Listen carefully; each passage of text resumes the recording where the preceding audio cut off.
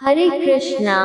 राधे राधे। एकादशी व्रत के पारण पर सुने तुलसी माता और लक्ष्मी माता की कथा। जय श्री कृष्णा। राधे राधे। आज मार्ग शीर्ष मास के शुक्ल पक्ष की द्वादशी तिथि है और आज मोक्षदा एकादशी के व्रत का पारण का दिन है। अर्थात जिन लोगों ने कल मोक्षदा एकादशी का व्रत रखा था वे आज अपना व्रत खोलेंगे। एकादशी के व्रत के पारण के दिन तुलसी माता और लक्ष्मी माता की कथाओं को सुनने से ही व्रत पूर्ण माना जाता है और समस्त मनोकामनाएं भी पूरी होती हैं। अगर जिन लोगों ने व्रत नहीं भी रखा था उन्हें भी द्वादशी के दिन तुलसी माता की कथाओं को सुनने से धन संपत्ति और अनंत शुभ फलों की प्राप्ति होती है। तो आइए भगवान लक्ष्मी नारायण जी के चरणों का ध्यान करते हुए इन कथाओं का रसपान करते हैं। लेकिन एक बात का विशेष ध्यान रखिएगा कि इन कथाओं को पूरा अवश्य सुनिएगा, क्योंकि आधी अधूरी कथाओं को सुनने से पूर्ण फल प्राप्त नहीं होता है। तो आइए सुनते हैं तुलसी माता की संपूर्ण कथाएं। तुलसी माता को हरि प्रिया भी कहा जाता है। जितना भगवान श्री हरि विष्णु सोने चांदी हीरे मोती और रत्नों से प्रसन्न नहीं होते हैं, उतना सिर्फ तुलसा दल से प्रसन्न हो जाते हैं। सच्ची श्रद्धा भाव से तुलसा दल भगवान विष्णु को अर्पित करने से मनुष्य के सभी संकट कट जाते हैं। शास्त्रों के अनुसार एकादशी के दिन तुलसी जी में कभी भी जल नहीं चढ़ाना चाहिए, क्योंकि तुलसी महारानी स्वयं एकादशी का निर्जला व्रत रखती हैं। लेकिन द्वादशी के दिन व्रत के पारण के समय तुलसी माता को जल अवश्य चढ़ाना चाहिए और पूरे विधि विधान से पूजा पाठ करके उनकी कथाओं को सुनकर ही अपना व्रत खोले। अब आए श्रवण करते हैं तुलसी माता की कथा। इस कहानी को सुनने से एकादशी के व्रत का संपूर्ण फल मिल जाता है। तो आइए प्रसन्नचित्त मन से इस कथा को सुनते हैं। सावर्णी मुनि की पुत्री तुलसी अपूर्व सुंदरी थी। उनकी इच्छा थी कि उनका विवाह भगवान नारायण के साथ हो। इसके लिए उन्होंने नारायण पर्वत की घाटी में स्थित बद्री वन में घोर तपस्या की। दीर्घ काल तक तपस्या के उपरांत ब्रह्मा जी ने प्रसन्न होकर दर्शन दिया और वर मांगने को कहा। तुलसी जी ने कहा, सृष्टिकर्ता ब्रह्मदेवा आप अंतर्यामी हैं, सबके मन की बात जानते हैं, फिर भी मैं अपनी इच्छा आपसे बताती हूँ। मैं चाहती हूँ कि भगवान श्री नारायण मुझे पति रूप में मिले। ब्रह्मा जी ने कहा, तुम्हारा अभीष्ट तुम्हें अवश्य मिलेगा। अपने पूर्व जन्म में किसी अपराध के कारण तुम्हें श्राप मिला है। इसी प्रकार भगवान श्री नारायण के एक पार्षद को भी दानव कुल में जन्म लेने का श्राप मिला है। दानव कुल में जन्म लेने के बाद भी उसमें नारायण का अंश विद्यमान रहेगा। इसलिए इस जन्म में पूर्व जन्म के पाप के शमन के लिए संपूर्ण नारायण तो नहीं मिलेंगे, लेकिन नारायण के अंश से युक्त दानव कुल में जन्मे उस श्रापग्रस्त पार्षद से तुम्हारा विवाह होगा। श्राप मुक्त होने पर भगवान श्री नारायण सदा सर्वदा के लिए तुम्हारे पति हो जाएंगे। तुलसी ने ब्रह्मा जी के ईश्वर को स्वीकार किया, क्योंकि मानव कुल में जन्म के कारण उस मायावी भोग को तो भोगना ही था। तुलसी बद्री वन में ही रहने लगी। नारायण का वह पार्षद दानव कुल में जलंधर के नाम से पैदा हुआ था। कुछ दिनों बाद वह भ्रमण करता हुआ बद्री वन में आया। यहाँ तुलसी को देखते ही वह उन पर मंत्र मुग्ध हो गया।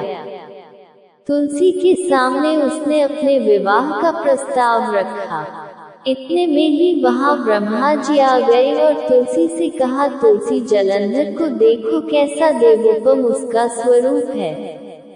दानव कुल में जन्म लेने के बाद भी लगता है जैसे इसके शरीर में नारायण का वास हो।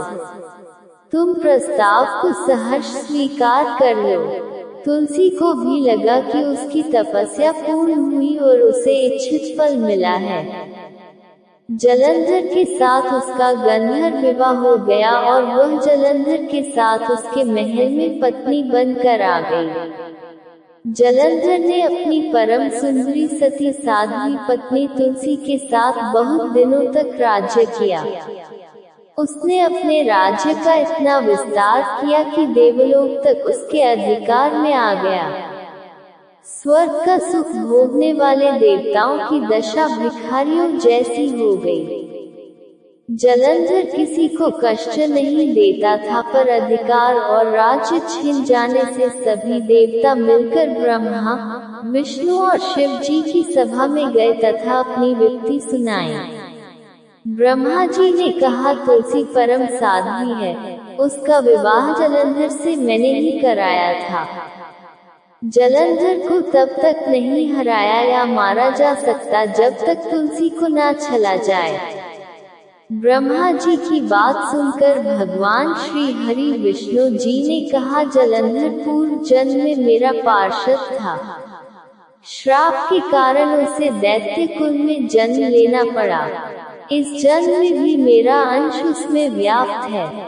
साथ ही तुलसी के पतिव्रत धर्म से वह अजय है। फिर देवताओं की सहमति से भगवान शिव ने जलंधर के पास संदेश भेजा कि या तो वह देवताओं को राज्य लौटा दे या फिर उनसे युद्ध करे।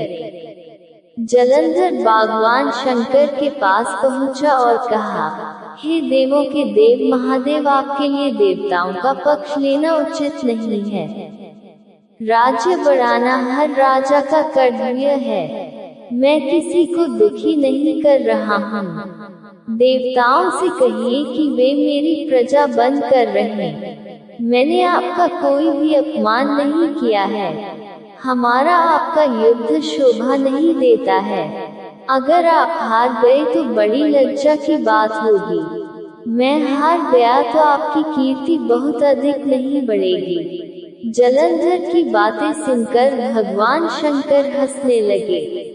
वे तो सब रहस्य समझते थे। तुलसी और जलंधर के पूर्व जन्म के श्राप की अवधि लगभग पूरी हो चुकी थी। फिर शंकर जी बोले, इसमें कीर्ति और लज्जा की बात नहीं है। तुम देवों को राज्य लौटा कर उन्हें उनके पद पर प्रतिष्ठित होने दो। युद्ध से बचने का यही एक उपाय है। जलंधर ने कहा, मैंने युद्ध के बल से देवलोक जीता है। कोई उसे युद्ध के द्वारा ही वापस ले सकता है, यह मेरा अंतिम उत्तर है। अब मैं जा रहा हूँ। ऐसा कहकर जलंधर वहां से चला गया। उसने अपनी पत्नी तुलसी को सारी बातें बताई और कहा, कर्म भोग सब काल सूत्र में बंधा है। जीवन में हर्ष, शोक, भय, सुख, दुख, मंगल, अमंगल काल के अधीन है। हम तो केवल निमित्त हैं। संभव है भगवान शिव देवताओं का पक्ष लेकर मुझसे युद्ध करें। तुम चिंता मत करना, तुम्हारा सती तेज मेरी रक्षा करेगा। दूसरे दिन भगवान शंकर के नेतृत्व में देवताओं ने युद्ध छेड़ दिया। जलंधर ने भीषण बाणों की वर्षा कर उनका वेग रोका। उसके प्रहार से देवता डगमगाने लगे। उसने दानवी शक्ति का प्रयोग कर मायावी युद्ध आरंभ किया। युद्ध स्थल पर वह किसी को भी दिखाई नहीं देता था, पर उसके अस्त्र शस्त्र प्रहार कर देवों को घायल कर रहे थे। देवगण अपने अस्त्र चलाएं तो किस पर चलाएं, क्योंकि कोई शत्रु सामने था ही नहीं। कई दिनों तक इस तरह भयंकर युद्ध चला और जलंधर पराजित नहीं हुआ। तब शिव जी ने विष्णु से कहा, विष्णु कुछ तो उपाय करो, अन्यथा मेरा तो सारा यश मिट्टी में मिल जाएगा। विष्णु जी ने सोचा, बल से तो जलंधर को हराया नहीं जा सकता। इसलिए छल का ही सहारा लेना पड़ेगा।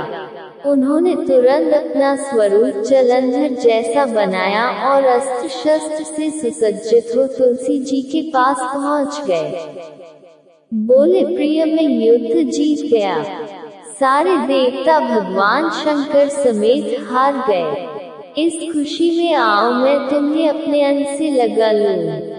पति को प्रत्यक्ष खड़ा देख तथा विजय का समाचार सुन वह दौड़कर मायावी जलंधर के गले से लिपट गई। इस प्रकार पति पत्नी दोनों ने आलिंगन कर बहुत खुशी मनाई। पर पुरुष के साथ इस प्रकार के व्यवहार से उसका सती तेज नष्ट हो गया। उसका सती तेज जो जलंधर की कवच के रूप में रक्षा कर रहा था वह कवच नष्ट हो गया। जलंधर शक्तिहीन हो गया। ये जानते ही भगवान शंकर ने अपने त्रिशूल से प्रहार किया। त्रिशूल के लगते ही जलंधर जलकर भस्म हो गया। जलंधर के मरने की बात को जानकर भगवान विष्णु अपने असली रूप में आ गए। सामने अपने पति जलंधर के स्थान पर भगवान विष्णु को खड़ा देख तुलसी बहुत विस्मित हुई। उसे पता लग गया कि स्वयं नारायण ने उसके साथ छल किया है।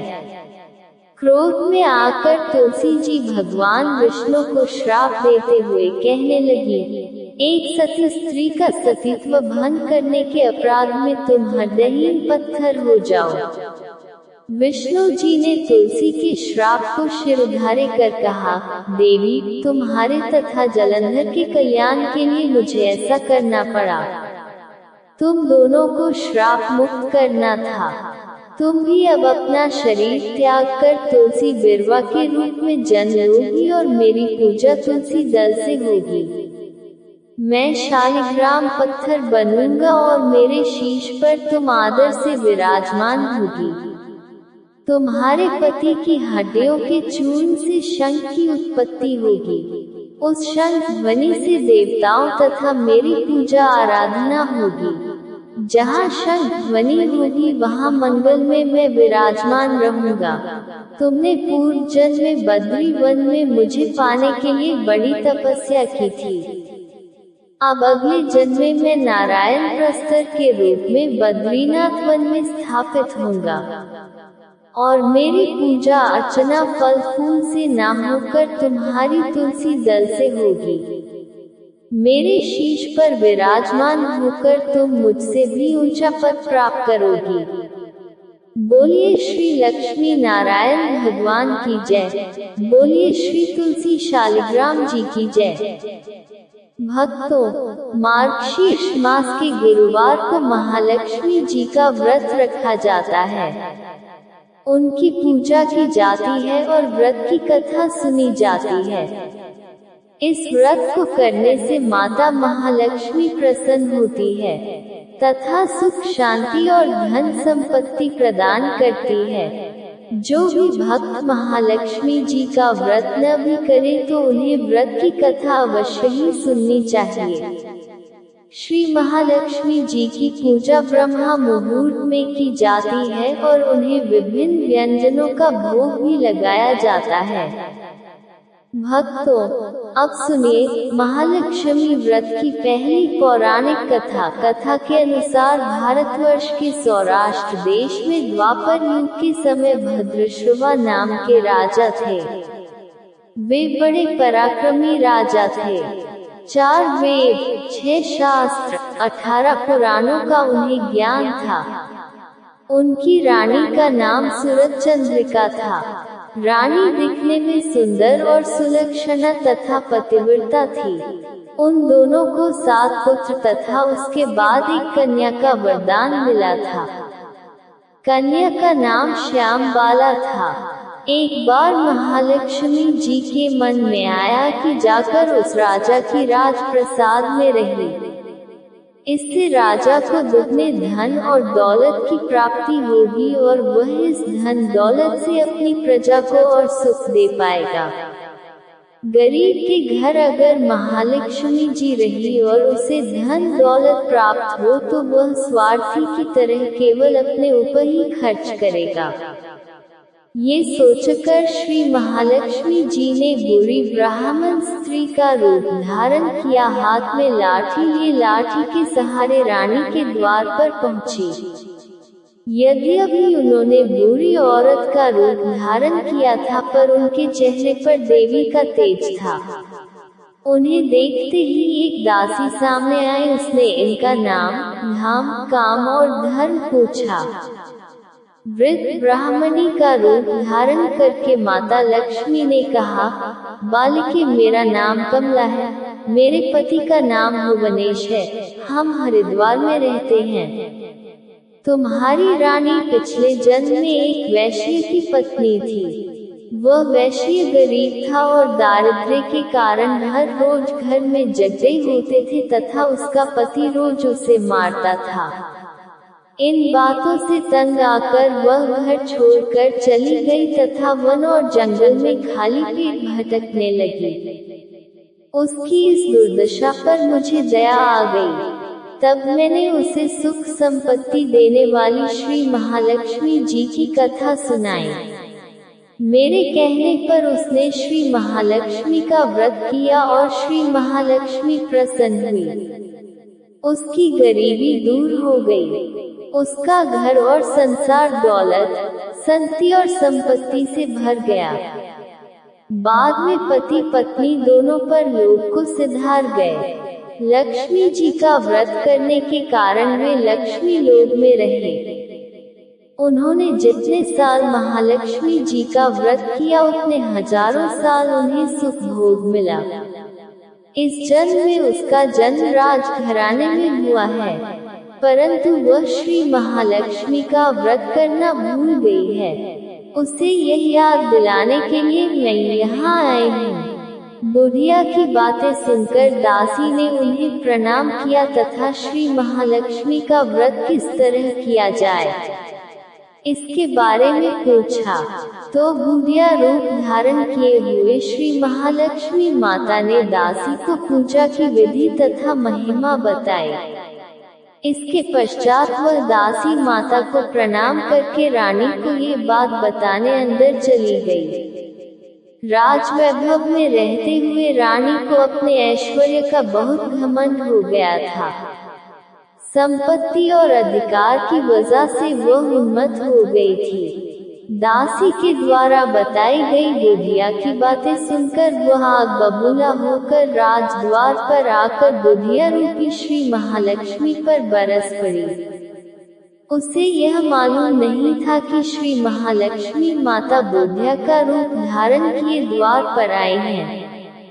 परंतु रानी का इस कदर रुखा बर्ताव तथा अपना अनादर देखकर माता ने वहां ठहरना ठीक नहीं समझा और वे वहां से चल पड़ी। राह में उन्हें राजकुमारी श्यामबाला मिली। उन्होंने श्यामबाला को सारी बात बताई। श्यामबाला ने अपनी ओर से श्री महालक्ष्मी माता से क्षमा मांगी। माता को उस पर दया आए और उन्होंने श्यामबाला को श्री महालक्ष्मी व्रत के बारे में बताया। उस दिन अघन मास यानी मार्गशीर्ष मास का पहला गुरुवार था। श्यामबाला ने परम श्रद्धा से श्री महालक्ष्मी जी का व्रत रखा। फलस्वरूप राजा सिद्धेश्वर के पुत्र से उसका विवाह हुआ। वह धन दौलत, ऐश्वर्य और वैभव से माला माल हो गई। पति के साथ ससुराल में आनंद से दिन बिताने लगी। इधर श्री महालक्ष्मी का रानी पर प्रकोप हुआ। फलस्वरूप राजा भद्रश्रवा का राज्य एवं राज कारोबार नष्ट हो गया, यहाँ तक कि खाने के लाले पड़ गए। इस बात पर राजा भद्रश्रवा दामाद के पास रवाना हुए। राज्य में पहुंचकर एक तालाब के किनारे थोड़ी देर विश्राम लेने के लिए ठहरे। तालाब से पानी लेने आते जाते दस्युओं ने उन्हें देखा। उन्होंने विनम्रता से उनकी पूछताछ की। जब उन्हें यहाँ मालूम हुआ कि वे रानी श्यामबाला के पिता है, तो दौड़ते हुए जाकर उन्होंने रानी को सारी बात बताई। रानी ने दासी के हाथ राज पर ईंधन भेजकर बड़े ठाट से उनका स्वागत तथा आदर सत्कार किया। खान पान करवाया। जब वे लौटने लगे तो सोने की मोहरों से भरा घड़ा दिया। राजा भद्रश्रवा जब वापस लौटे तो उन्हें देखकर रानी सूरजचंद्रिका बहुत खुश हुई। उन्होंने सोने की मोहरों से भरे घड़े का मुंह खोल दिया, पर हाय भगवान, घड़े में धन के बदले कोयले मिले। ये सब श्री महालक्ष्मी के प्रकोप से हुआ। इस प्रकार दुर्दशा में और कई दिन बीत गए। इस बार रानी स्वयं अपनी कन्या के पास गई। वह दिन अघन माह का अंतिम गुरुवार था। श्यामबाला ने श्री महालक्ष्मी का व्रत किया, पूजा की, अपनी माता से भी व्रत करवाया। इसके बाद रानी अपने घर आई। श्री महालक्ष्मी का व्रत रखने पर उसे फिर से अपना राजपाट, धन, दौलत, ऐश्वर्य प्राप्त हुआ। वह फिर से सुख, शांति, आनंद में जीवन बिताने लगी। कुछ दिनों बाद राजकन्या श्यामबाला अपने पिता के घर आई। उसे अपने घर देखकर सूरजचंद्रिका को पुरानी बातें याद आई। ये कि श्यामबाला ने अपने पिता को घड़ा भर कोयला दिया था और उसे तो कुछ भी नहीं दिया था। इसी कारण श्यामबाला को पिता के घर आने पर उसका कोई आदर आतिथ्य नहीं हुआ, बल्कि अनादर हुआ। पर उसने इस बात का बुरा नहीं माना। अपने घर लौटते समय उसने पिता के घर से थोड़ा नमक ले लिया। जब श्यामबाला अपने घर लौटी तो उसके पति ने पूछा, अपने मायके से क्या लाई हो? इस पर उसने जवाब दिया, वहाँ का सार लाई हूँ। पति ने पूछा, इसका मतलब क्या हुआ? श्यामबाला ने कहा, थोड़ा धीरज रखे, सब मालूम हो जाएगा। उस दिन श्यामबाला ने सारा भोजन नमक डाले बिना बनाया और परोसा। पति ने खाना चखा। सारा खाना नमक बिना था, इसलिए स्वाद न आया। फिर श्यामबाला ने थाली में नमक डाला, इससे सारा भोजन स्वादिष्ट लगने लगा। तब श्यामबाला ने पति से कहा, यही है वह मायके से लाया हुआ सार। पति को उसकी बात सही लगी। फिर वह दोनों हंसी मजाक करते हुए भोजन करने लगे। कहा गया है कि इस तरह जो कोई श्रद्धा भाव से श्री महालक्ष्मी की पूजा करे उसे माता की कृपा प्राप्त होती है। सुख, संपत्ति, शांति प्राप्त होती है, सभी मनोकामनाएं पूर्ण होती हैं। भोजन स्वादिष्ट लगने लगा। तब श्यामबाला ने पति से कहा, यही है वह मायके से लाया हुआ सार। पति को उसकी बात सही लगी। फिर वह दोनों हंसी मजाक करते हुए भोजन करने लगे। कहा गया है कि इस तरह जो कोई श्रद्धा भाव से श्री महालक्ष्मी की पूजा करे उसे माता की कृपा प्राप्त होती है। सुख, संपत्ति, शांति प्राप्त होती है, सभी मनोकामनाएं पूरी करती है।